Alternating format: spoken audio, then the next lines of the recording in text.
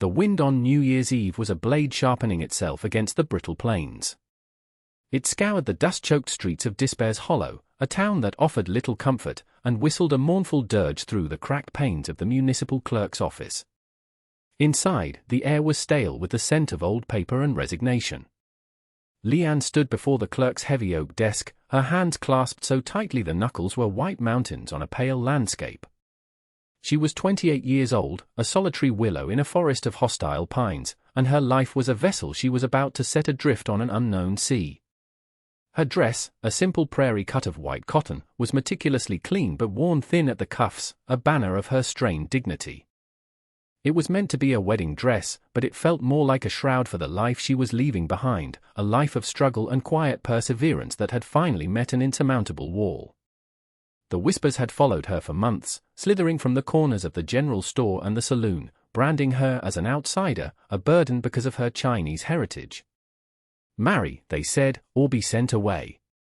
Her choices had dwindled to two impossible paths, a return to a homeland she no longer knew, or this. A marriage to a man she had met only twice, a rancher named Jasper, whose presence was as vast and silent as the land he supposedly worked. He stood beside her now, a study in stillness. His worn denim jacket and scuffed leather boots spoke of hardship, and his face, weathered by sun and wind, was a mask of stoic resolve. Yet, his eyes, when they had met hers, held a startling depth, a quiet current of integrity that was the single piece of driftwood she clung to. He was, by all accounts, a poor man, a fact that both terrified and oddly reassured her. His poverty meant he was not buying a prize, he was seeking a partner. The clerk, a man whose face seemed permanently soured by the minor tragedies he officiated, droned through the requisite words, his voice a gravelly monotone. Leanne did not hear the legalities. She heard the closing of a door, the turning of a lock. Her mind was a torrent of memories, her father's hands, calloused like Jasper's but from the steady work of the loom, not taming the earth, her mother's voice, a soft melody, promising her a future as bright as the silks she once spun. They had sent her here with dreams that had since withered like untended crops. She was now a root, violently upturned, seeking any soil in which to grow again. When the clerk grunted for her response, her voice was a fragile whisper, a single reed in the wind. I do. Jasper's voice, when it came, was the opposite, a low, steady rumble, like distant thunder promising rain to a parched land. I do. He slid a simple, unadorned band of smoothed iron onto her finger. It was cold against her skin. It was not gold or silver, but it was solid. It was real. He did not let go of her hand. His grip was firm, a silent anchor in the swirling chaos of her thoughts. The clerk stamped a document with a jarring thud, the sound of finality. As they turned to leave, the biting wind that rattled the door seemed a fitting welcome to her new life. Outside, the sky was the color of slate, bruised and heavy with the threat of snow. A new beginning, she told herself, her breath misting in the frigid air. A chance to survive. But as she looked at the silent man beside her, a man who was now her husband, she knew her survival depended entirely on the truth of the character hidden behind those quiet, watchful eyes.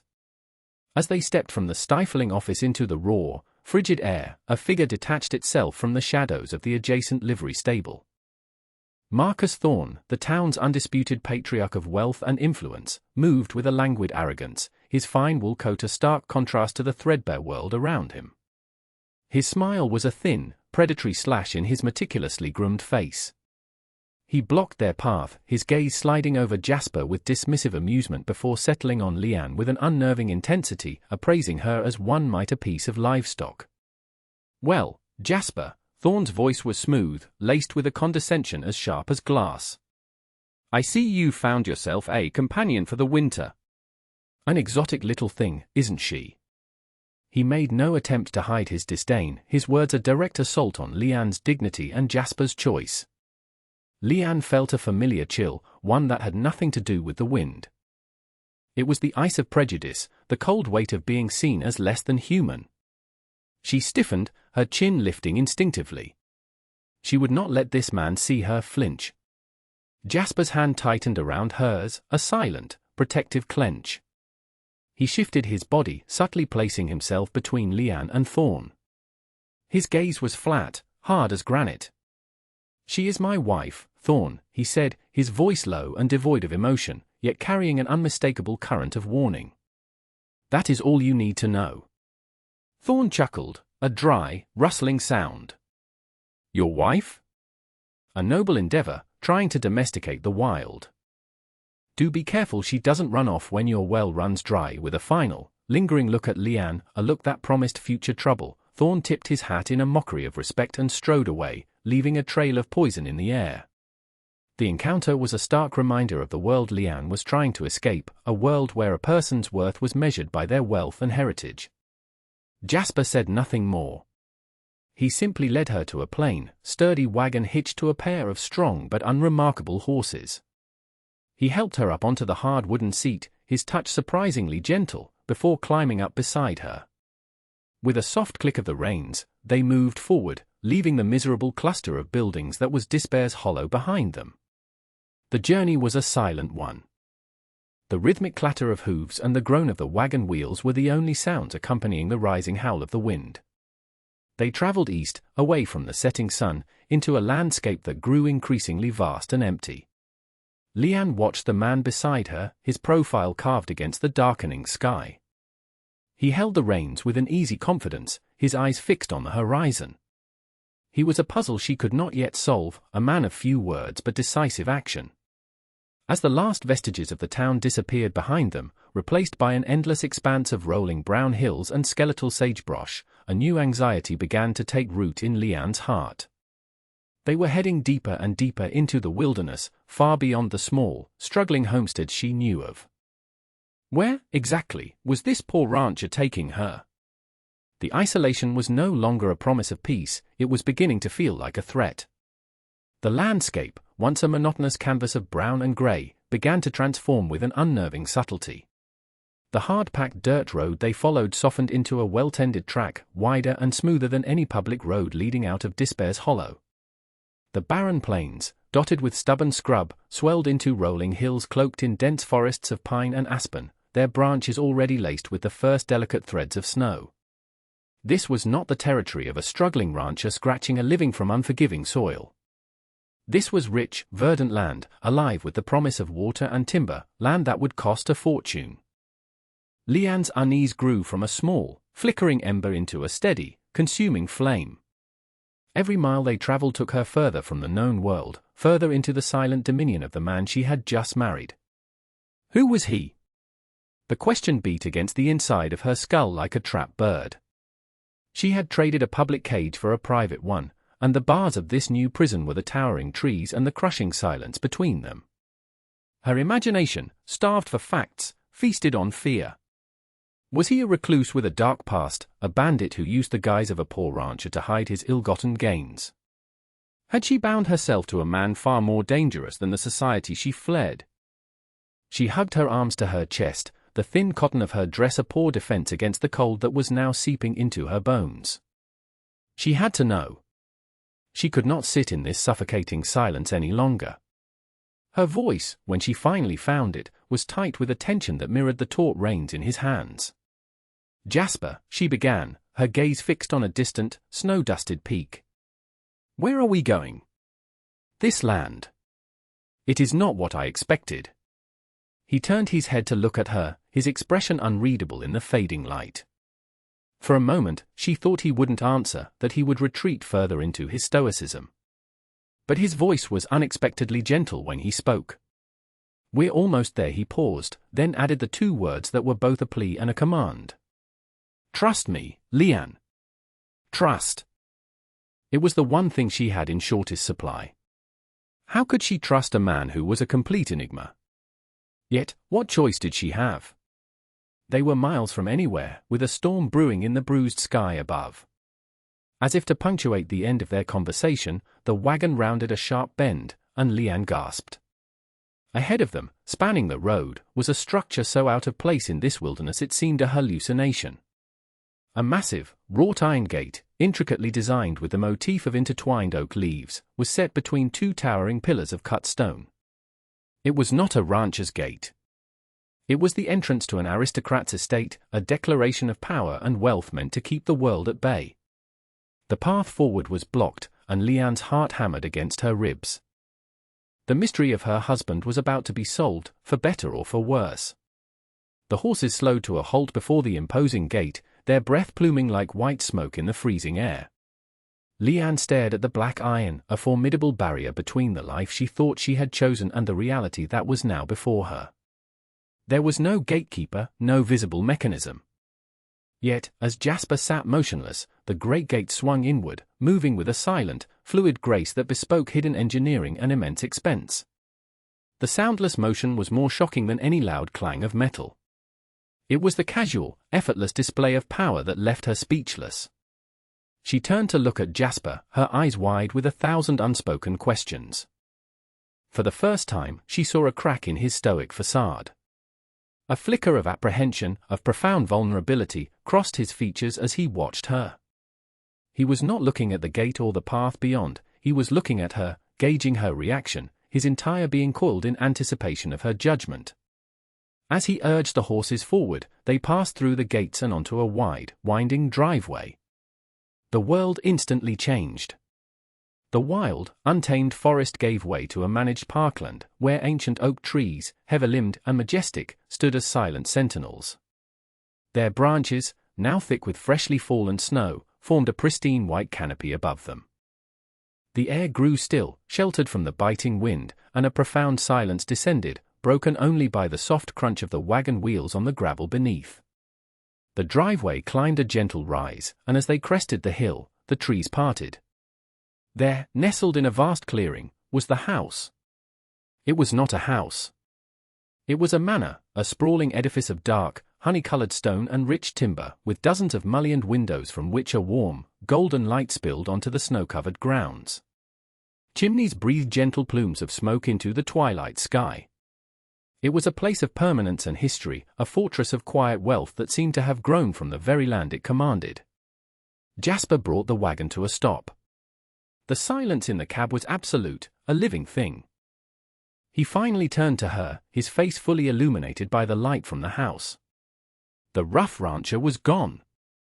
In his place was a man who belonged to this world, a man whose quietness was not born of simplicity, but of confidence. "My name is Jasper Croft," he said, and his voice was different now, deeper, more resonant, carrying the weight of his new identity.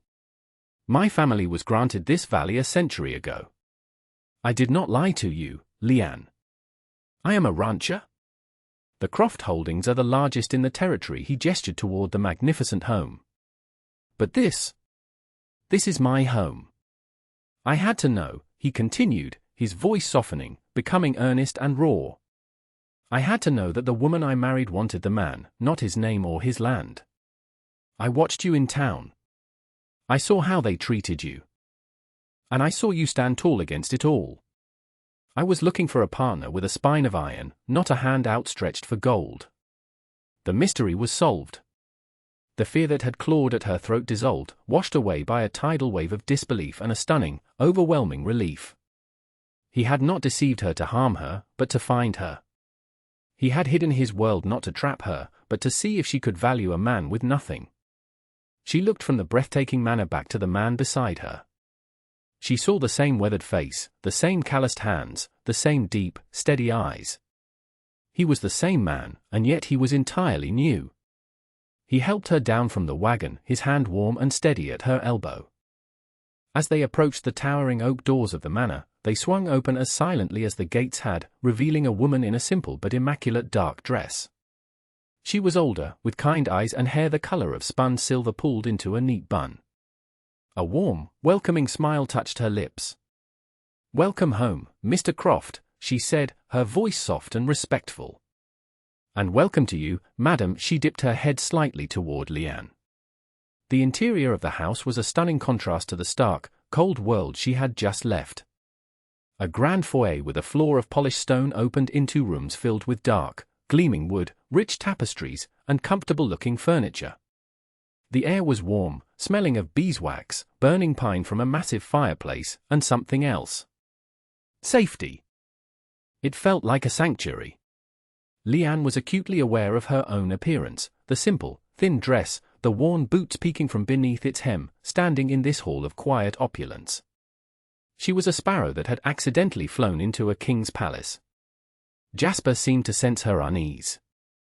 He gave a quiet instruction to the housekeeper, whom he called Mrs. Albright, before gently guiding Leanne into a room to the left of the foyer.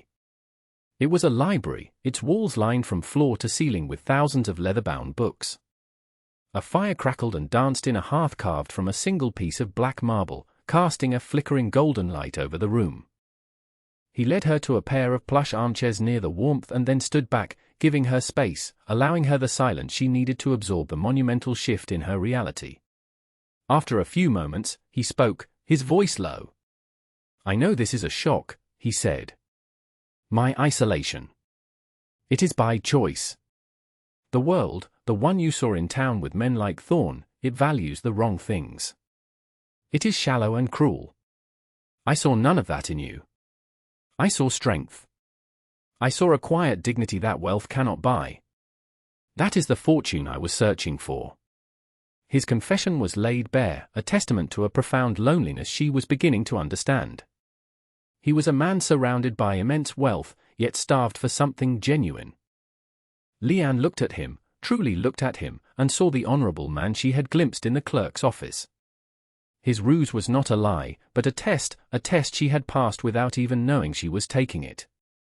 She reached out and, with a tentative hand, touched his. His fingers, rough and calloused from the very real work he did on his vast lands, curled around hers. "You are a rancher," she said, her voice soft but steady. It was not a question. It was an affirmation, an acceptance of both the man she thought she had married and the man he truly was. A small smile, the first she had seen, touched his lips, and in his eyes, she saw the beginning of a shared future. A sudden knock at the library door shattered the fragile peace. Mrs. Albright entered, her warm expression replaced by one of grave concern. "Mr. Croft," she said, her voice strained with urgency. "Forgive the interruption. A rider has just arrived from town. It's a message from Mr. Thorn. He insists it is a matter of the utmost importance. The outside world, with all its malice and judgment, had found them. The sanctuary had been breached. The conflict was not over, it had just followed them home." The warmth of the fire seemed to retreat, sucked into the cold vacuum of Mrs. Albright's announcement. Jasper's hand, still holding Leanne's, tightened almost imperceptibly. His face, which had just begun to soften with the relief of his confession, hardened into the impassive mask she had first known. He released her hand and rose to his feet in one fluid motion, the quiet rancher replaced by the master of the estate, a man accustomed to command. "Show the messenger to the kitchens, Mrs. Albright. Give him food and see to his horse. Bring the message to me here." His voice was calm, but it held an undercurrent of steel that Leanne had not heard before. It was the voice of a man who did not suffer fools and who was prepared for battle. Mrs. Albright nodded and disappeared. Jasper turned back into the room, his eyes finding Leanne's. He did not apologize for the intrusion or attempt to shield her from it. Instead, he regarded her with a new intensity, as if weighing her reaction, assessing her mettle once more. "Marcus Thorn is a vulture," he said, his voice a low rumble. "He feeds on the weaknesses of others. He has owned Despair's Hollow for 20 years, not by building anything, but by bleeding everything dry. He believes people are puppets, and money pulls the strings." He walked to the fireplace, resting one arm on the heavy marble mantel. "He and my father were rivals. My father believed in the land, in stewardship. Thorn believes only in acquisition. When my father died, Thorn thought the valley would be his for the taking. He has never forgiven me for holding it." The revelation added another layer to the man before her. His isolation wasn't just a philosophical choice, it was a strategic defense. Mrs. Albright returned, carrying a single, sealed envelope on a small silver tray. The stark white of the paper against the polished metal seemed like a formal declaration of war. Jasper took it without a word, his gaze fixed on Thorn's ostentatious wax seal. He broke it with a flick of his thumb, the crackle of paper unnaturally loud in the silent room. As he read, his expression remained unreadable, but Leanne, watching him with a new and fiercely protective focus, saw the subtle clenching of his jaw, the slight narrowing of his eyes. What mattered was the man standing before her, the man who had offered her a partnership built on a foundation of truth, and the shadow that was now attempting to tear it all down before it could even begin. Jasper finished reading the letter and held it out, not to the fire to be burned, but to her. The gesture was one of absolute trust, a silent statement that his battle was now their battle. Leanne took the crisp, expensive parchment, her fingers tracing the elegant, sharp-edged script. The words were a masterpiece of polite, venomous legal threats. Thorn, citing some obscure territorial statute regarding the contracts of indigent and transient persons, declared their marriage null and void. He claimed that as the town's primary creditor, he had the authority to challenge any union that could be construed as a fraudulent attempt to settle debt or claim unearned assets. He was, in essence, claiming Leanne was a fortune hunter and Jasper a fool, and he was using his corrupt legal machinery to invalidate their bond and cast Leanne out from the territory altogether. It was a cruel, sophisticated attack, designed to isolate and humiliate her, to paint her as the very thing Jasper had sought to avoid. She finished reading and slowly lowered the page, her heart a cold stone in her chest. For a moment, the old desperation washed over her, the familiar feeling of being a pawn in a game played by powerful men. But then she looked at Jasper. He was watching her, his face a mask of controlled fury, but his eyes held a question. He was waiting to see if she would break. And in that moment, something shifted inside her. She was no longer Leanne, the solitary outcast. She was Leanne Croft, the wife of the man who stood against the likes of Marcus Thorne. Her spine, which he had so admired, turned to steel. "He is wrong," she said, her voice quiet but ringing with a conviction that surprised even herself. "He calls me indigent. But I am not. I had a trade." Jasper's eyebrows lifted slightly. "My family were weavers," she explained, a flicker of pride warming her voice. "We worked with silk. We were known for our skill. When I came here, there was no silk, no market for such finery. I took work as a seamstress, mending the coarse fabric of this town. It was not my art, but it was honest labor. I never took a single coin I did not earn. I have no debts." She looked down at her own hands, seeing not poverty, but the memory of skill and heritage. "He uses the law as a weapon," she continued, thinking aloud, her mind suddenly sharp and clear. "But a weapon has a handle. It can be turned against the one who wields it. He claims fraud. But the only fraud here is his own." Jasper moved from the fireplace and sat in the chair opposite her, leaning forward, his gaze locked on hers. The anger in his eyes was being replaced by something else, fascination. He was seeing the intelligent, resilient woman he had gambled on, and she was not failing him. "Tell me," he said, his voice a low command. "Tell me everything you are thinking." And so, she did. In the warm, firelit library, surrounded by the wisdom of ages, the poor rancher and his immigrant bride began to plot their counterattack, not as a master and his ward, but as true and equal partners. The following morning, the snow had stopped, blanketing the valley in a pristine, silent coat of white. The world looked clean, reborn. It was an illusion, Leanne knew, for they were about to ride back into the heart of the dirt and deceit they had tried to leave behind. Jasper had a sleigh prepared, a sleek, dark-wood creation drawn by two magnificent black horses that dwarfed the humble wagon team. Dressed in a warm, deep blue wool coat and dress provided by Mrs. Albright, Leanne no longer looked like a fragile sparrow. She felt like an eagle, ready to fly into the storm beside her mate. As they glided through the snow-muffled landscape, Jasper broke the comfortable silence. "Are you afraid?" he asked, his eyes on the path ahead. Leanne considered this. The knot of anxiety was there, but it was no longer the paralyzing fear of a lone victim. It was the sharp, focused apprehension of a soldier before a battle. "I am not afraid of him," she said honestly. "I am afraid of what he represents. The power of a lie to destroy the truth." Jasper reached over and took her gloved hand. "Truth is a stubborn root," he said. "It can be buried, but it will always find its way to the light. And today, we are bringing the sun." Their arrival in Despair's Hollow caused a stir. The sight of Jasper Croft, a man rarely seen in town, arriving in a fine sleigh with the very woman who was the subject of vicious gossip, was a spectacle. Heads turned, and whispers followed them as they made their way to Thorne's office, a grand, two-story brick building that loomed over the wooden storefronts like a monument to avarice. Thorne received them in his office, a room designed to intimidate. He sat behind a desk the size of a small carriage, a smug, confident smile on his face.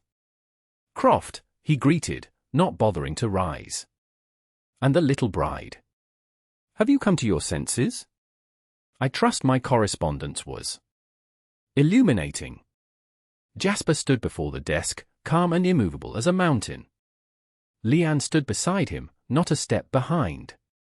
"Your correspondence was an act of libel, Thorne. And a foolish 1 inch. Thorne's smile faltered. "Strong words," he sneered. "But they're just that. Words. I have the law on my side." It was then that Leanne spoke, her voice clear and steady. "Whose law, Mr. Thorne?" she asked. "The law you purchased? The statute you cite is meant to protect this territory from grifters and vagrants. It is not meant to be a tool for personal vendettas."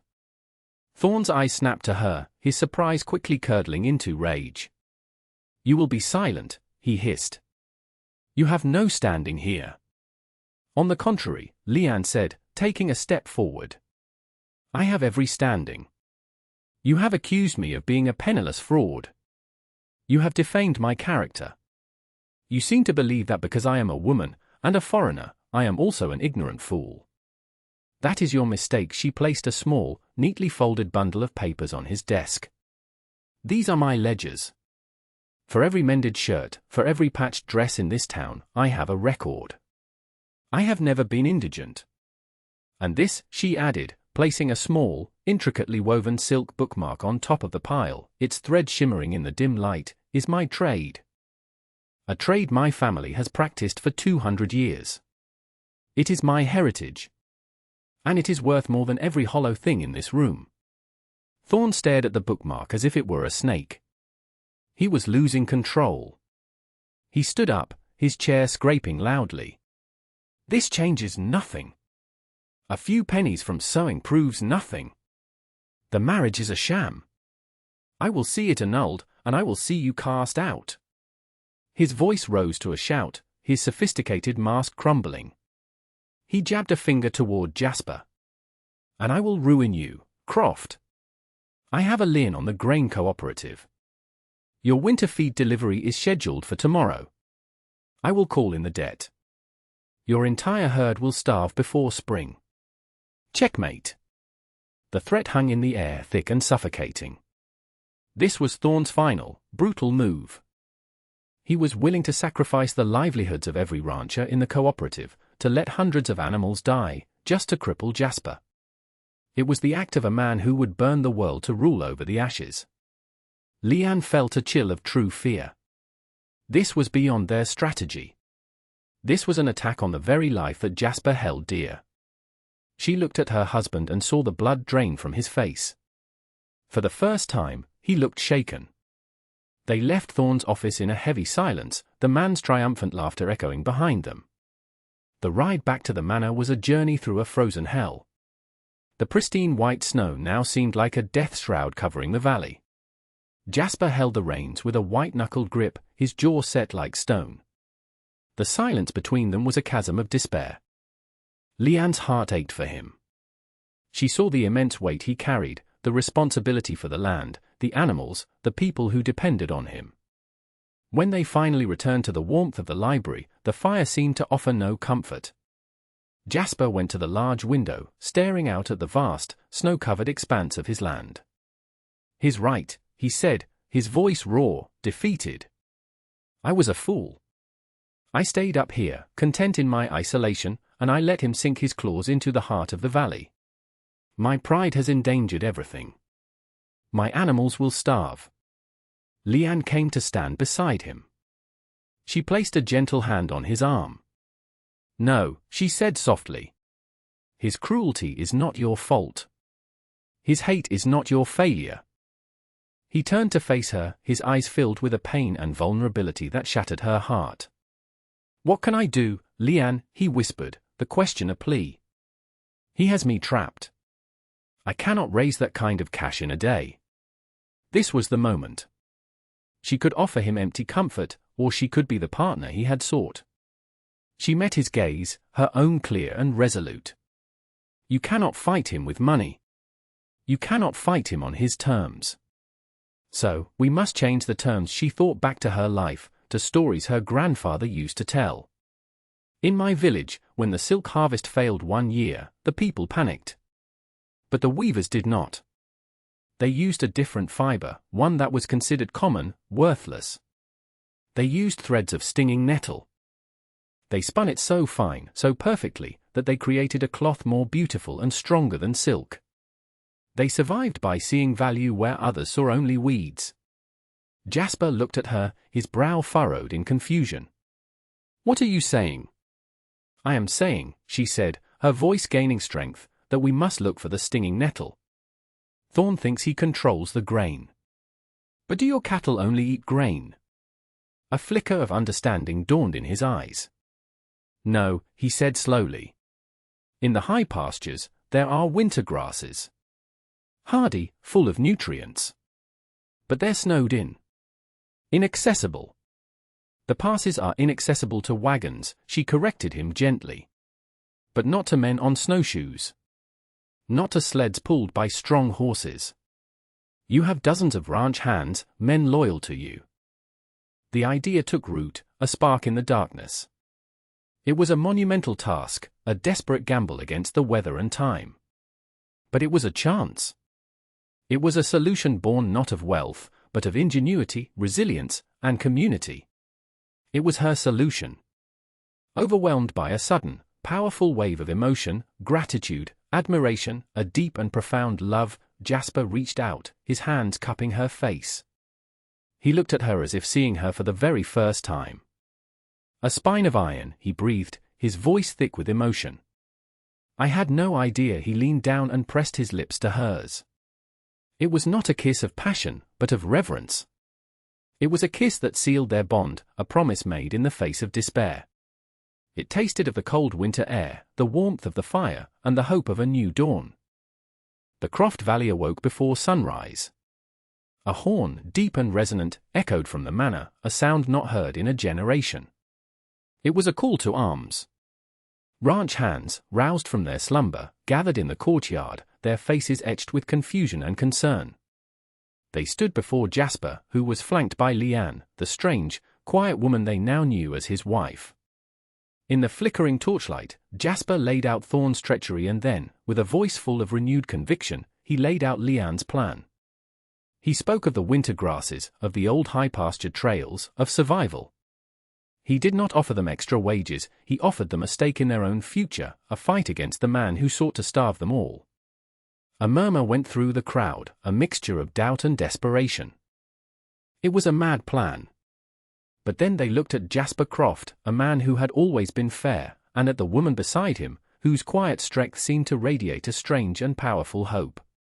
One by one, the hands stepped forward, their allegiance pledged not to a paycheck, but to a cause.